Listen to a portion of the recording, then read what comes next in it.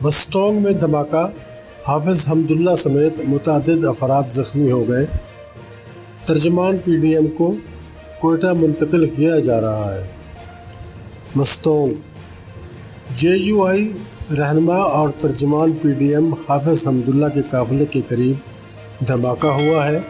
بتایا گیا ہے کہ مستونگ کے علاقے چوتھو پر دھماکہ ہوا ہے۔ حافظ حمداللہ ساتھیوں کے ہمراہ منگوچر جا رہے تھے کہ راستے میں دھماکہ ہو گیا۔ دھماکے کے نتیجے میں حافظ حمداللہ سمیت متعدد افراد کے زخمی ہونے کی اطلاعات ہیں۔ دھماکہ حافظ حمداللہ کی گاڑی کے قریب ہوا۔ دھماکے میں حافظ حمداللہ کا ساتھی اور گن مین بھی زخمی ہے۔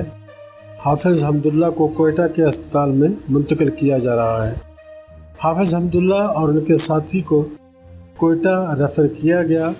پولیس اور ریسکیو ٹیمیں جائے وقوع پر پہنچ گئی ہیں۔ ابتدائی طور پر بتایا گیا ہے کہ دھماکے کے نتیجے میں 7 افراد زخمی ہوئے ہیں۔